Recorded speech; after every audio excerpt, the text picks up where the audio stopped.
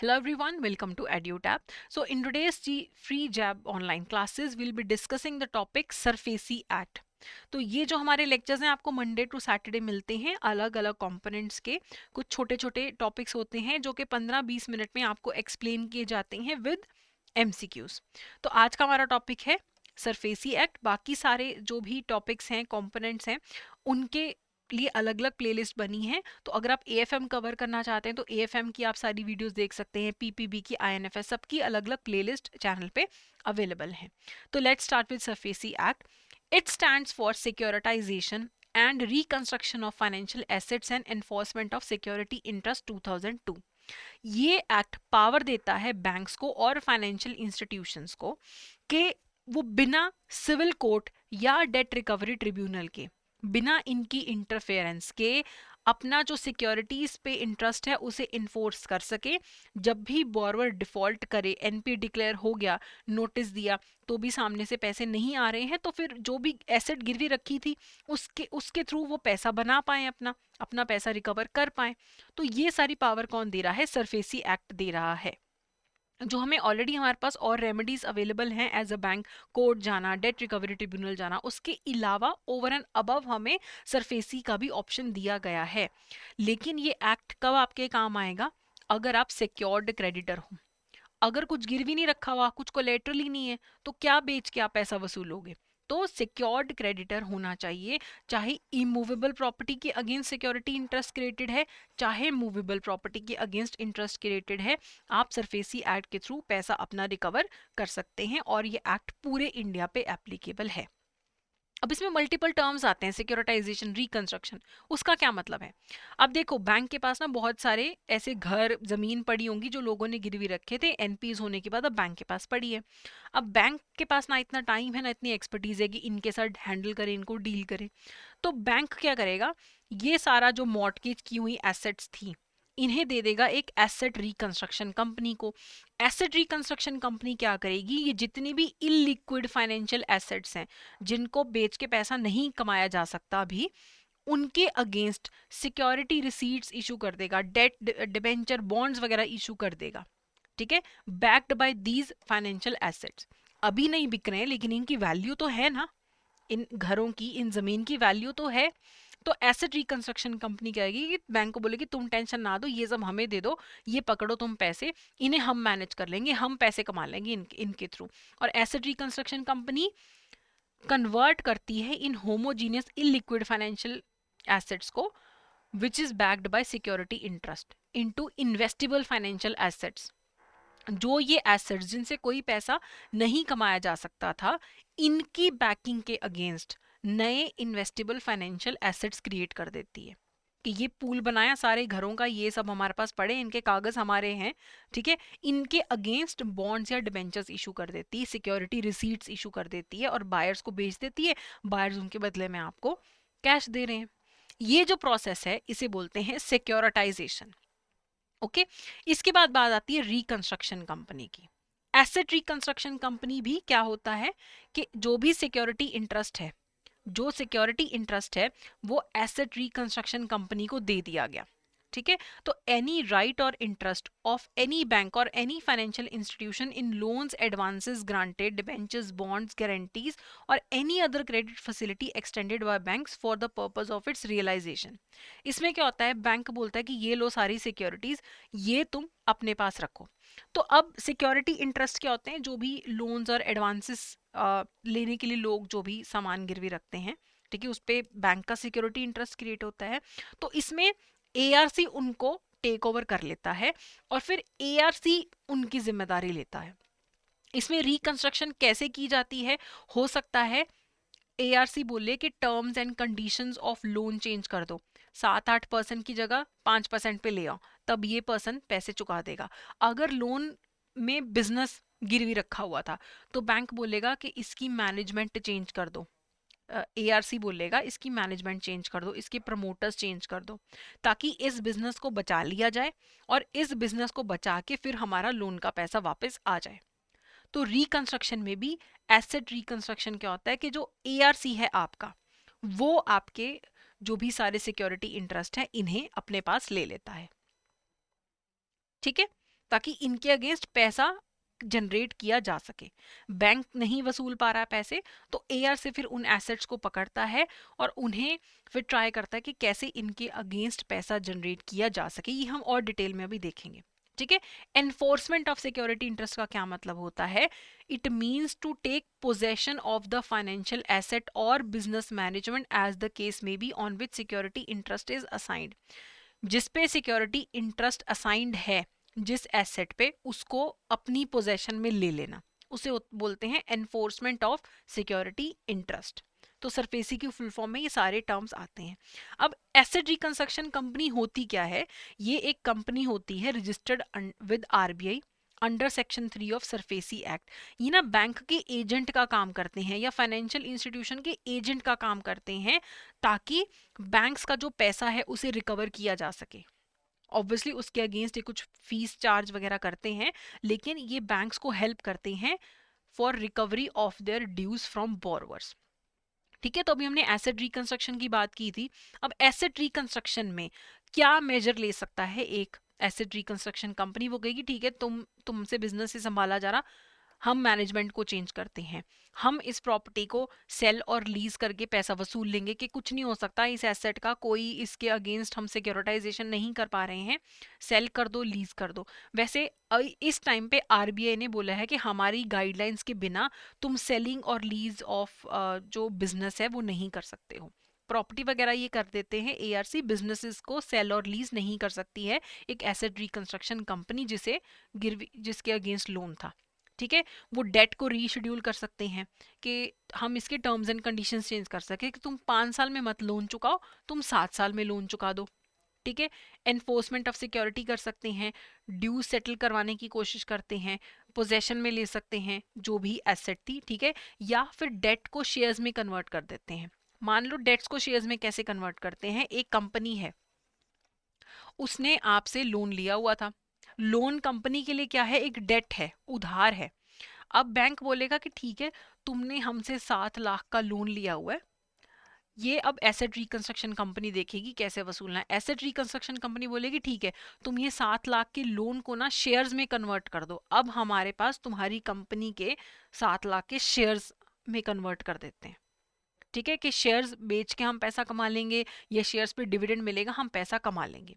तो asset reconstruction company जो है उसका बहुत इंपॉर्टेंट रोल है सरफेसी एक्ट में। या तो वो सिक्योरिटाइजेशन करते हैं कि उन एसेट के अगेंस्ट बॉन्ड डिबेंचर इशू कर दिए, या फिर इन्हें एसेट्स को रिकंस्ट्रक्ट करते हैं। जो लोन्स हैं वो बैंक के लिए क्या होते हैं? एसेट होते हैं।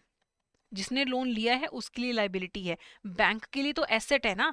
तो इन एसेट्स को कैसे रिकंस्ट्रक्ट करें कि ये पैसा डूबे ना हमारा? या तो जिस बिजनेस ने लोन ले रखा है उसकी मैनेजमेंट को टेक ओवर कर लेगी एसेट रिकंस्ट्रक्शन कंपनी, या जो अंडरलाइंग एसेट्स है उन्हें बेच के पैसा वसूलेगी, डेट को चेंज करने की कोशिश करेगी, डेट को अपनी पोजेशन में जो एसेट है उसको अपनी पोजेशन में ले लेगी, या डेट को शेयर्स में कन्वर्ट कर देगी। किसी भी तरीके से मतलब बैंक का पैसा वापस आना चाहिए। तो सरफेसी एक्ट काम कैसा करता है? देखो, जैसे ही बोरोवर डिफॉल्ट करता है, पैसे देना बंद करता है, उसे एनपीए डिक्लेयर कर देते हैं 90 डेज में। उसके बाद क्रेडिटर को नोटिस इशू कर देते हैं कि देखो तुम हमारे ये पैसे दे दो।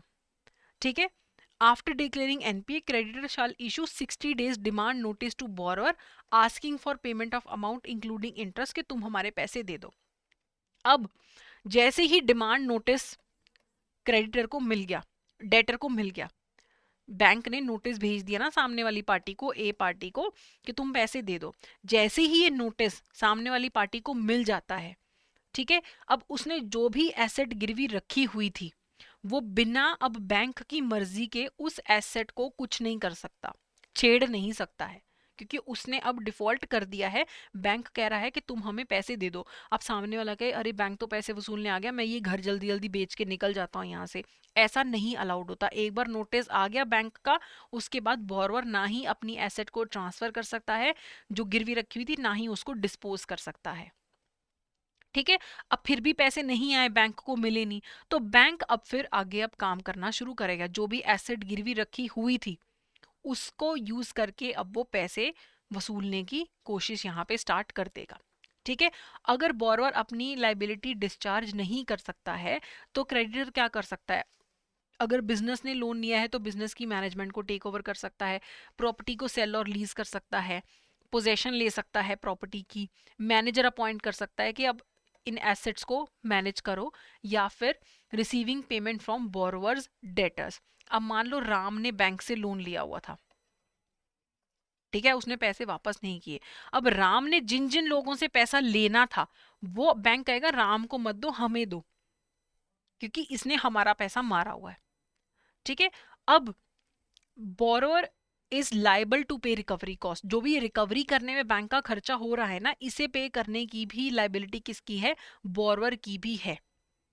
ठीक है, जो भी पैसा रिकवर करने के लिए खर्चा हो रहा है बैंक का, बैंक किसके सिर पे डाल देगा? सारा पैसा बोरोअर के सिर पे ही डालेगा कि ये तुम्हारी वजह से ही हमारा खर्चा हो रहा है, तुम्हारी ही लाइबिलिटी बनती है।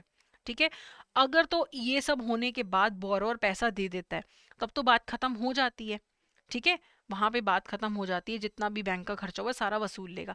लेकिन अगर where dues of the secured creditor are not fully satisfied with the sale proceed of the secured asset, ठीक है, satisfaction of dues कैसे हो गया? किसी तरीके बोरोर ने दे दिए या फिर उसका सामान बेच के बैंक ने पैसे रिकवर कर लिए। अब सामान बेच के भी अगर बैंक का पैसा रिकवर नहीं हो पाता है तो फिर बैंक किसके पास जा सकता है? डेट रिकवरी ट्रिब्यूनल के पास जा सकता है, या फिर कोर्ट के पास जा सकता है कि देखो भी हमारा तो पैसा अभी भी सामान बेचने पे भी पूरा नहीं हुआ है। ठीक है, तो ये जो सरफेसी एक्ट है इसकी रेट्रोस्पेक्टिव एप्लीकेशन होती है, पीछे से लागू हो सकता है। ये एक्ट 2002 में आया, लेकिन इवन 1999 वाला केस भी इस एक्ट के अंदर कवर हो सकता है। और ये एक्ट तभी लागू हो सकता है where security interest for securing repayment of financial asset is more than 1 lakh. 1 lakh से ज्यादा का सिक्योरिटी इंटरेस्ट हो, और जो बैंक का पैसा रिकवर करना रहता है वो लोन का 20% या उससे ज्यादा हो। अगर किसी ने 1 लाख का लोन लिया है, सिर्फ 10,000 रहने देने रह गए, बाकी उसने 90,000 दे दिए, तब सरफेसी एक्ट नहीं आएगा। कितना अमाउंट ड्यू होना चाहिए? 20% और more of the principal and interest. 2-4% के लिए नहीं सरफेसी एक्ट लागू होता है। ठीक है, और सरफेसी एक्ट के अंदर रिकंस्ट्रक्शन सिक्योरिटाइजेशन की बात होती है, साथ में बात होती है एक सेंट्रल रजिस्ट्री बनाने की।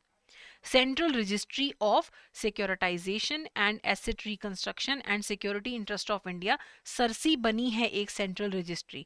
तो जितनी भी फाइनेंशियल एसेट्स हैं उन पे इंडिया में सिक्योरिटाइजेशन होती है या उनकी रिकंस्ट्रक्शन होती है या कोई भी सिक्योरिटी इंटरेस्ट क्रिएट होता है, तो वो सारा सरसी के पास रजिस्टर होता है।